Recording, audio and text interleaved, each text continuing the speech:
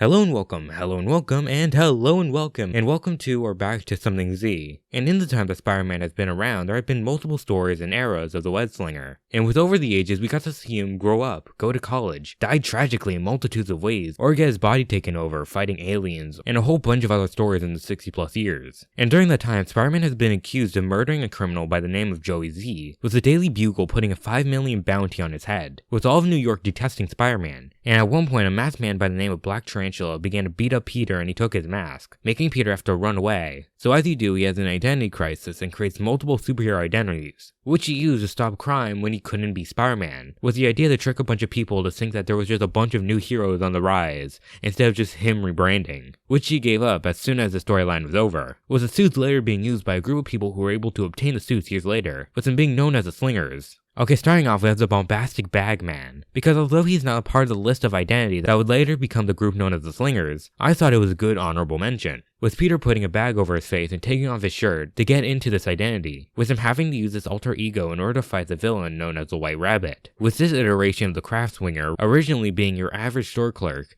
until suddenly, one fateful day, a bolt of lightning struck a shipment of exotic shampoos, which splashed onto him, and with that it changed him, with him gaining the strength of 2.5 men, and he could fly 12 feet into the air, and with his powers he fought for truth, justice, and all things in the discount aisle, with this unknown hero stopping the White Rabbit, and then disappearing, with him being a legend and a myth to be feared from criminals and Karens alike. Okay, so the first identity that's actually in the team is Prodigy. It was a suit that was co-created by Mary Jane and Peter Parker, with the suit being mainly bulletproof yellow spandex that also has fake muscles, with there being pieces of metal throughout the outfit. There's the face portion being partially open, with the area where his nose and eyes are being is exposed, and so he doesn't get found out, he wears a fake nose, with him wearing gold makeup that is the same color as the outfit, with the first time he wore it in public being he had to stop people from attacking ambassadors and riding away in their helicopter. So he pulled it down and he saved the two, with him being an automatic respected hero, with civilians that were watching immediately thinking that the Avengers needed to scout him. And later he fought the likes of Conundrum and Jack-O-Lantern, who tried to rob a museum, with his identity of Peter acting more heroic and the stereotypical hero, with him more acting like kind of like a Metro Man, Crimson Chin type, with him being all about truth and justice. Next we have the Ricochet identity, which was actually the catalyst that started my rabbit hole of this video, and this suit was created by both Mary Jane and Peter, who went to a Goodwill and found a jacket that had an R on it, and then once they came up with the name Ricochet, they planned the identity on it, with him adding white and black spandex underneath, and a mask that covered the majority of his face,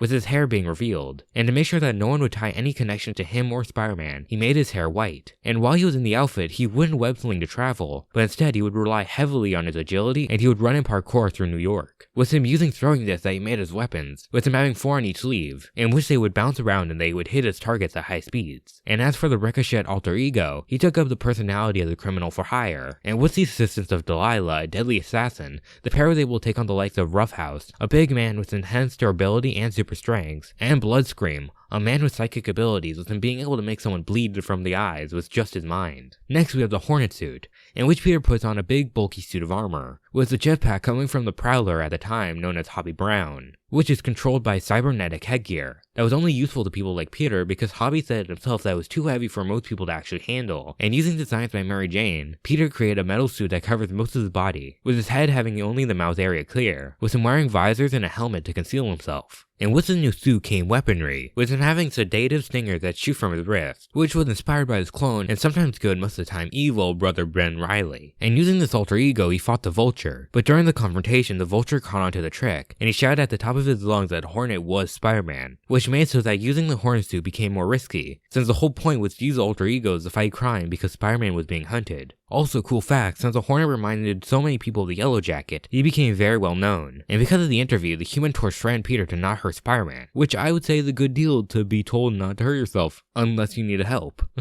Subscribe to Something Z, and hit the bell button to get notifications whenever this loser uploads. Okay, so now for our final suit, we have the Dusk suit. And unlike the others, Peter actually got this suit from a different dimension. Let me explain. Spider-Man jumped into the negative zone, a separate universe that is made up entirely antimatter, in order to save 3 kids, with him then being stuck having to help the people of the negative zone who had Imperials try to rip a hole in space-time, which would have destroyed the negative world and the standard world. And when he arrived, he met someone by the name of Dusk, but he got shot by an energy beam, making him go out of commission. Then that's where we learned that that wasn't actually the real Dusk, instead a captain who needed to keep the rebellion strong after the original disappeared. And for the rebellion to keep their hopes up, Spider-Man donned the Dusk costume, and he fought the Imperials, with him destroying the weapon and returning home in the new costume, with him then taking up the identity of Dusk in the normal Marvel universe. So anyways, the Dusk suit is pure black, with a suit allowing Peter to become invisible at will, and he uses the wings under the arms to glide for short distances. And in this costume, he takes up a more serious and quiet role, with him being an outlaw with a trapster, or better known as Spacepot Pete, with him doing that so he could potentially clear his name, with Trapster admitting to kill Joey Z, and framing Peter. He was also able to get a confession from Osborn as well, but the recording device that he was using got destroyed and he wasn't able to recover it. But after a talk with Trapster, he was able to convince him to admit the way he did, and he was able to clear Spider-Man's name. And along with all the other costumes that I previously mentioned, he gave up the costume when he got cleared for the murder, with him returned to his red and blue spandex.